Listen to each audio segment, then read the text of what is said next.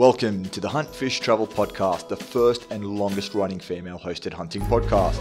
Fresh off the ATA train and gearing up for sturgeon spearing, she's helping you navigate your trip of a lifetime. And now, here's your hostess, Carrie Zilka. Hey everybody, welcome to the Hunt, Fish, Travel podcast.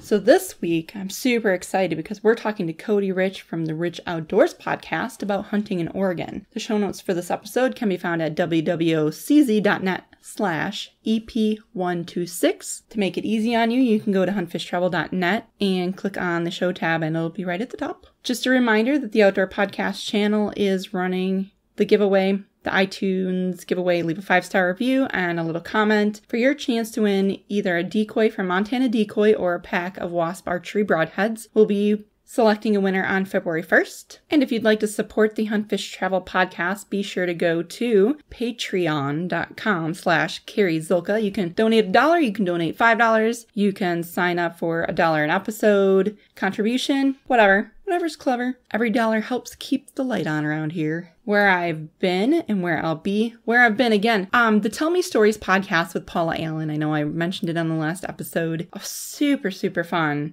episode. I'm actually going to be posting that on YouTube along with some photos correlating to the story. So you can find me. It's, youtube.com/users/C Zilka, ZYLKA. Go subscribe to the YouTube channel and watch the Tell Me Stories interview that Paula did with me, myself, and I. Like I said, I was honored to be on her show, and it was a very fun interview that she conducted and worthy of a YouTube video.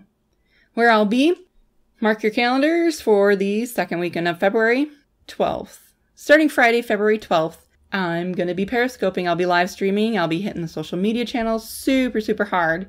Video and photos. I'm going to do some from the ice audio spots during the sturgeon spearing season.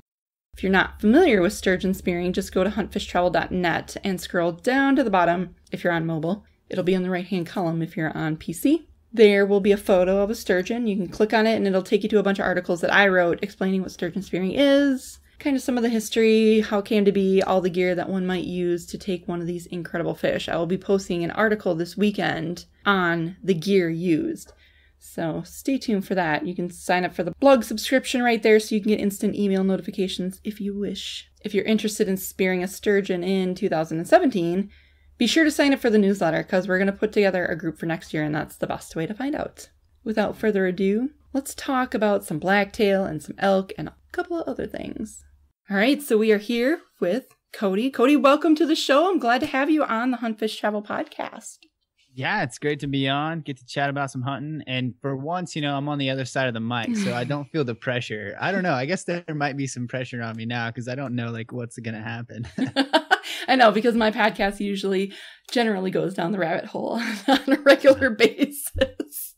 Well, I feel like that's pretty par for the course when it comes to podcasting in general. You'll have this bright idea of where something's going to go, and then it just tangent lane. Yeah, for sure. So why don't you tell the listeners a little bit more about you, how you got into podcasting, and more about your show? Yeah, so my name's Cody Rich. I'm way over in Oregon, and I got into podcasting. Well, I've been hunting my entire life, and I'm very inquisitive, and I ask a lot of questions. I read a ton of books, and I always had these questions for famous hunters. I think I've read just about every magazine article, and even growing up, I had them categorized and what articles I liked. And then, one day I was sitting there and I was like, man, I wish I could ask someone, I don't know who, I think it was Dan Evans, and I still haven't interviewed him yet. So he's up, but I was like, man, I wish I could just ask Dan Evans how he does this. I just want to know. And then it dawned on me, I was like, oh, I'll just create a podcast. Then I can ask people whatever questions I want, and so it's worked out really good. And I've had a blast doing it the last year and got to interview some great hunters. I did a great interview with Fred Eichler that was like a dream. I was like, hey, I could just ask Fred Eichler whatever I want, So that's how I got started, and it's been a lot of fun along the way. Excellent. So do you have a family? Do you have kids? I have no kids, no family, and it's nothing yet. I guess I spend too much time hunting. You have a very understanding girlfriend. Yeah. Well, sometimes more than not. And I guess last year was kind of the first first bow season. I was like, oh, it might be gone a lot. So and I don't know if she knew what that meant, but I guess she hung around through hunting season. So that's a start. That's pretty impressive. For sure. You can hold on to them through the first hunting season. But I try to spend as much time as I can hunting, but creating a podcast and my business, it's kind of like this year took a big hit on the time outdoors. So 2016, I'm hoping to do a ton more hunting, and I don't know. I don't have huge plans yet, but I usually am good at making them along the way. That's awesome. Nothing better than being adaptable. Yeah. I'm kind of always been the person, like, someone will be like, hey, we're going on this hunt. Do you want to go? Yep, I'm in. Like, just count me in. That's awesome. So tell us one little tidbit that people don't know about you. Like, what is something that you do that the general public or your listeners would never know about you? That's a good question. I know. It's the new question I'm going to ask in 2016. That's a good one. I don't know. Well, it's funny because I don't know that I ask a lot of questions of other people, and you probably feel this way. Like, probably most of your people that listen to you don't know it, like the whole behind the scenes about you. So, man, I don't know. So I kind of already said I read a lot. I read a ton. I think most people would know that, but I guess a lot of people don't know that I'm an entrepreneur, and like that's kind of like my other passion outside of hunting is just entrepreneurship and building businesses and going gung-ho with that. So, I'm definitely the work hard, play hard type. I work crazy hours and a ton, but come September or come October, November, it's kind of like checkout time, and I try to spend as much time in the woods as I can. So we're talking about Blacktail. Yes. Which I'm very excited to talk about because I don't really know much about them. And like when you talk to somebody who hunts Blacktail, they're cuckoo for Cocoa Puffs about it. Like they are so crazy for hunting Blacktail. They're prevalent in Oregon. Let's start with why should people maybe consider, say, Oregon for hunting Blacktail in the first place if they're thinking about heading out west? The thing about Blacktails is coming from most whitetail hunters. Most whitetail hunters probably don't have a clue about how to hunt blacktails, or they know mule deers. That's mule deer, which is pretty popular. A lot of people are like, oh, I'm gonna go out west and shoot mule deer. Well, like blacktail are almost way closer of a cousin to the whitetail than say a mule deer as far as habits, and a lot of the tactics and things are very much like you would hunt a whitetail. So you can basically take the same, tree stand tactics, and I love sitting in tree stands and doing that type of thing. So I think it blends well with a whitetail hunting strategy. You hunt mule deer, you're going to spend a lot of time spotting and stalking or sitting on water. And that's just not the case with blacktails. It's very much, you could take your whitetail tactics and go right to blacktail hunting. And it's just a completely different environment and a different type of animal, but essentially very similar tactics. So do you or have you hunted a lot of whitetail in the past? Well, I've hunted quite a bit of whitetail, and my success is terrible. So if you ask me if I killed Welcome a lot to of the Midwest. whitetail. So in comparison, the states that you've hunted whitetail compared to, say, hunting blacktail in Oregon, what are the biggest differences? Ooh, another good one. I've hunted whitetails. I've hunted mountain whitetails up in Montana. I hunt a lot of mountain whitetails up in Northeast Oregon. And I mean, that's very different than, I've hunted in North Carolina and Georgia and, Midwest. And I guess they're all kind of different tactics. But the one thing that's different is that whitetails, as people like to pretend that they're the hardest animal to kill, they've never really hunted blacktails. Because blacktails, you get like 5 minutes before dark and maybe 5 or 10 minutes right after daylight. And that's about it. So, but yet you still got to sit most of the day because there's that what if. And, whitetail hunters go through that same thing. But I think that, I think blacktails are a lot more reclusive than whitetails. That's what I've heard. I've heard they're sneakier. They're hard. Yeah, well, I think the jungly part of it is the hardest. Like, that's like, you got to find the right area because those things live in some brush like you would not believe. So with the Oregon coast, are they like here in Wisconsin, we have a lot of, we call them the bluff bucks, Buffalo County is along the Mississippi River, and it's just all craggy bluffs. And those deer are really hard to hunt because they're freaking, I swear, they're like half billy goats. Is it that way like along the Oregon coast with blacktail too? Oh, yeah. It's like, It's the brushiness. And I think the biggest problem for a lot of people that have never hunted blacktails is, our bow season in Oregon here. Well, we have an early season and a late season, different tactics for both, but majority of people are hunting that later season. So you're hunting November and just plan on like 14 days of solid rain, and anything less than that, it's a bonus. So like, I think that's one of the things that's really hard for people is just hunting in the rain almost the entire season. You're right. Is there a lot of public land in Oregon, or is it mostly private? No, there's actually a lot of public land. And like, as far as like people and opportunities, I mean, this is over the counter tag that you can get. I mean, there's good tags you can draw and stuff, but for the most part, you can come to Oregon over the counter and have a fun hunt on public land. That Eugene area is just a mecca for blacktails, and it's got a lot of open country and kind of oaky type stuff that's more open country, so it's a little bit easier. But that's a hunt that anyone can do, and it's over the counter, and it's a tough hunt, and it's kind of low odds. But one of the things about hunting Oregon is there's so much else you can do. We have a lot of fishing going on at the same time. Yeah. And I know there's a lot of people that like to go fishing when they they match up some seasons and go on get a guide to take them out on the river and just have a good time there as well. That would be me. I would totally want to do a combo hunt fish trip. I think that would be so cool. So if you could come to Oregon, see, I got to flip it. See, this is like me naturally just trying to podcast, but I guess we'll just go back and forth. If you're going to come to Oregon, what would you want to hunt? Like, what species would be your number one? Well, I'd probably want to come for blacktail, to be honest with you, just because where else can you hunt blacktail? Like Washington? Washington, California. Well, and by the way, so us Oregonians really don't consider blacktail or California blacktails true blacktails. So there's always this there's like this headbutt between Oregon, Washington, and California and what a true blacktail is, because there's kind of variance there, and you get down towards like California or you get farther east in Oregon, and we call those bench legs because they're half mule deer, half blacktail. And so I guess where I grew up hunting, everyone always considers where it's like whitetail, where you grow up and the whitetails that you have in an area, that's what a real whitetail, and everywhere else, that's just easy, blah blah blah. Yeah. So I think it's kind of the same, between whitetail hunters back east and blacktail hunters out here.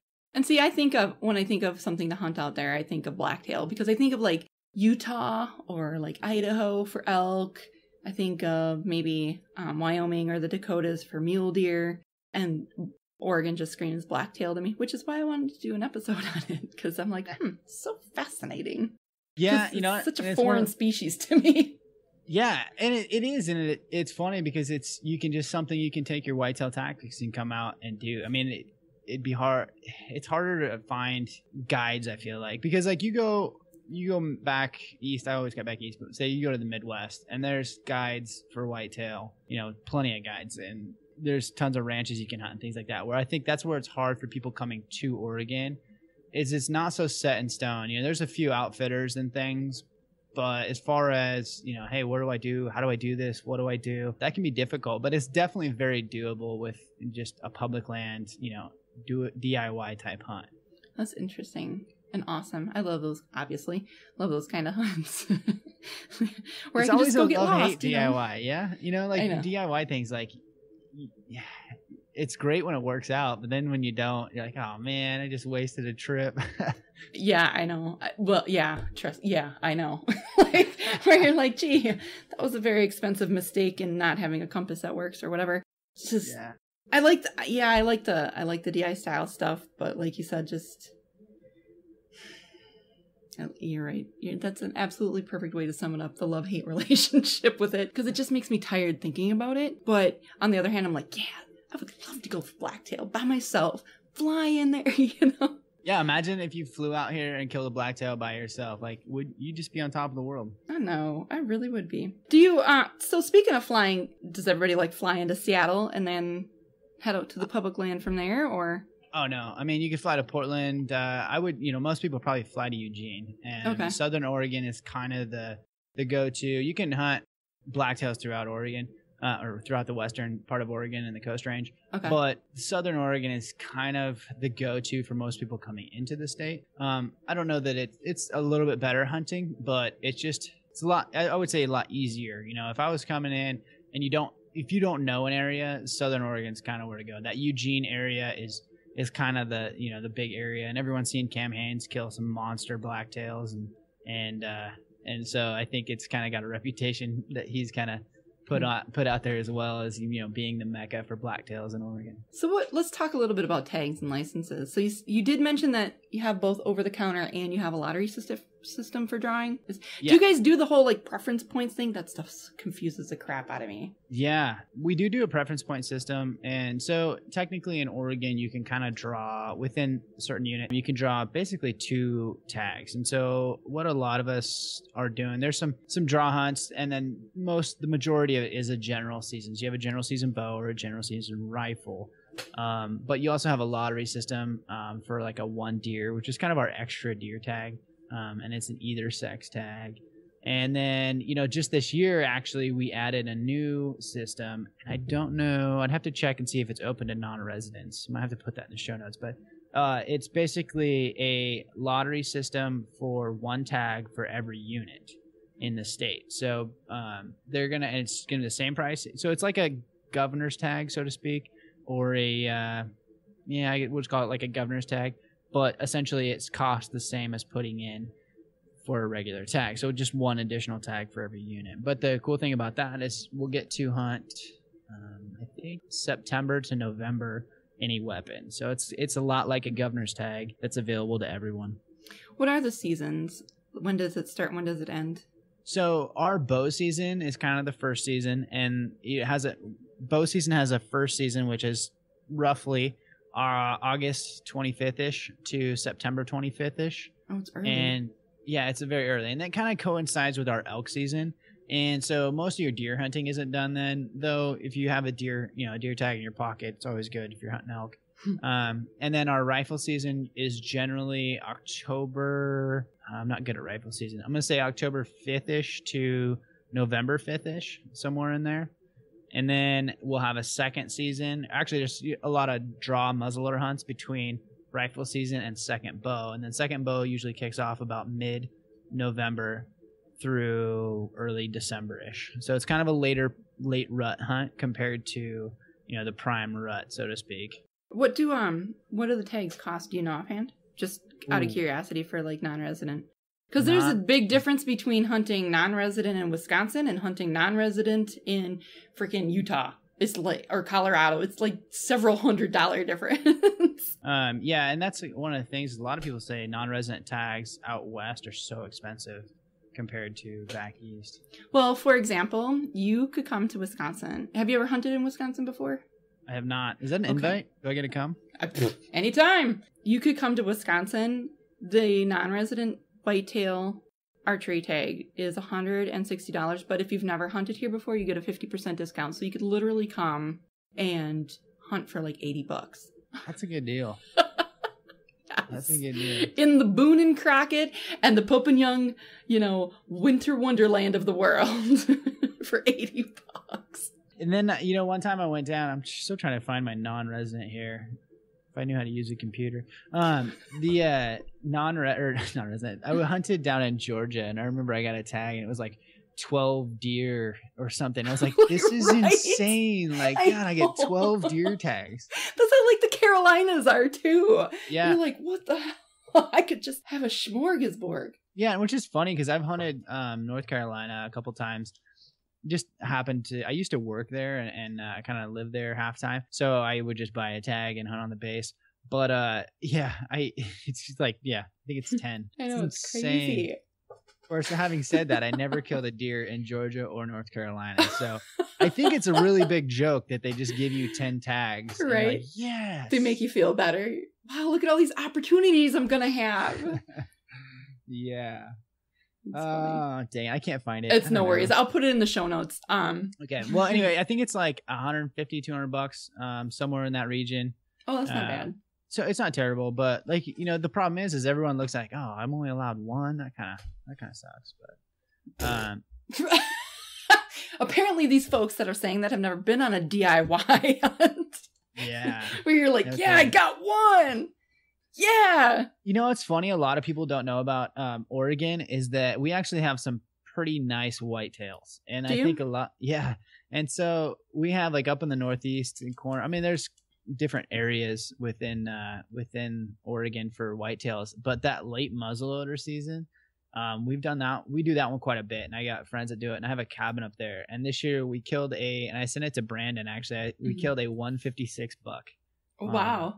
Yeah, and it wasn't even the biggest buck we had on camera. So there are still good whitetails in Oregon, and that's a mountain whitetail, not a Columbia whitetail. Sure.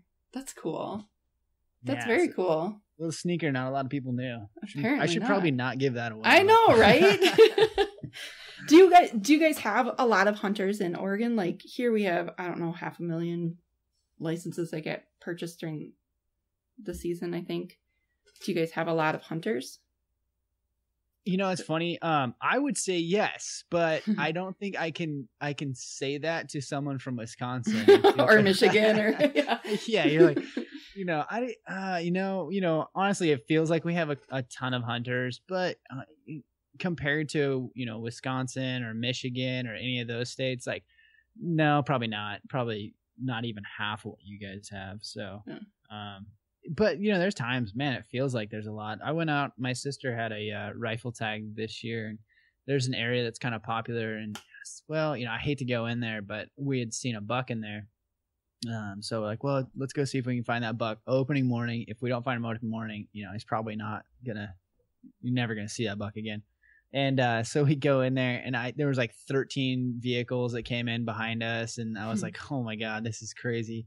And then, I haven't even told anybody this story. So we're coming down the road, and we were mountain biking, and I hear a shot, or I heard something, and it didn't sound like a rifle shot, but it sounded close. I was like, I thought I blew a tire on my bike, and I stopped and I turned around, and I asked my sister, was that you? And she goes, no, it sounded really close. And then all of a sudden I heard a shot and a bullet go by my head at the same time. Oh my God. And I just hit the ground. I'm like, oh, what the hell? And I had no idea where it came from, but I just hit the dirt right next to me. And I was like, oh, I couldn't tell where it came from. I didn't know what to do. And I didn't know what to do with this place. I don't even know where it came from. So I'm just staying low. And I get up, it was like a couple minutes later, and I go around the corner, and some guy he was quail hunting. Well, he had a rifle and a shotgun, and he was quail hunting. And apparently he shot at a quail. I don't know what he was shooting, because he was about 110 yards away from me, and I heard the thing go by my head and hit the bank. And so I know he wasn't like shooting 8-shot or something. Yeah. Yeah, I was like, let's get out of here. God. This last, So that's not what it's generally like. There's some areas like that, but not all public land hunting, is that way. But yeah, I think it's like that opening day for rifle season in any state. Yeah. Stock up on extra orange. And seriously. Vest. And too, right? Because you always hear those horror stories. And I think for Wisconsin, for the amount of hunters in 2014 season, they sold 610,000 licenses. So you had more than 500,000 people in the woods for the rifle season. And I think we went like several years without a death or really any injuries. So I say that so optimistically. I mean, yeah. It's no big deal. Maybe, almost 1 million hunters in the woods and nobody got dead. That's great. Nobody got dead. What's funny though is I think I saw one of the statistics. It was like, this many hunters and not a single accident. Yeah. So it was a guns thing, but it is pretty impressive that many people walking around shot themselves. Yeah, that's always nice. I like it when I don't see anyone. I try to stick to areas where, you feel like you're alone. I think one of the joys of going hunting is just feeling like you're somewhere that no one else has been. And, even if there's a road a couple miles away. Like I like to feel like, man, I'm out here. I'm somewhere where no one else is. Going to a different state to hunt a species I've never even seen before by myself trips my trigger, hands down. Yeah. It really does.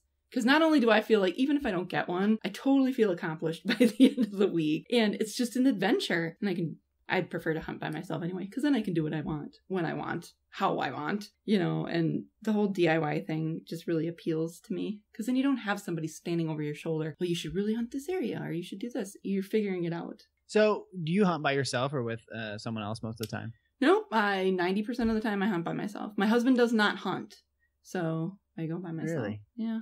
One thing I like about hunting by myself is I feel like I make different decisions. And I've noticed that if I'm with someone, as much as you try not to let that weigh, you're like, oh, they probably don't want to hike over there. They probably don't want to go over there. And I feel like, I don't know, my ADD will make me wander through the woods until I'm, lost and disoriented. So it's good for me to be by myself because I just wander around. And I think a lot of my opportunities come from those type of situations where just wandering, meandering through the woods. Or even and not to be all like, oh, I'm a girl, but I've hunted with guys, especially at media events where I'm like, we really should set up over there. And they're like, no, we should set up here. And I'm like, I'm telling you, I'm a turkey hunter mofo. We should set up over there. And then we don't, because I don't push the issue, because you don't want to get in an argument with somebody, and not a girl or a guy, whatever. And sure as shit, the turkeys come out over there or whatever, and you're like, oh, I wish I would have been a little more forceful. But if I had been alone, I would have set up over there. Yeah, so, somebody sent for that. And then, you have no one to blame but yourself. So nope, totally no one to blame but yourself. Yeah, I love hunting by myself. Well, cool. Well, why don't you tell the listeners more about where they can find your show and more about you? Yeah, so you can check out my show. It's probably right next to your show. Mm-hmm. It's the Rich Outdoors Hunting Podcast. It's on iTunes, Stitcher, Podbean, most of the the big ones. You can check out my website, therichoutdoors.net, and we have a full list. We'll have the show notes, and I'll usually add some things about whoever I'm interviewing. So we'll do a list of equipment lists and things like that. So some kind of extra goodies and bonus things for everyone. Yeah. And then other than that, I guess hit me up on Facebook or Instagram, The Rich Outdoors. Say hi. Tell me what you think of the podcast. Unless it's bad, then don't tell me. Right. Yeah. No, but I guess that's about it. Excellent. And that'll do it. Thanks so much for listening. Don't forget to find the show on iTunes. Just search for Hunt Fish Travel, all one word. Hit the subscribe button. You can also follow me on social media. Just go to huntfishtravel.net and click on the social media icon of your choice. Thank you for listening.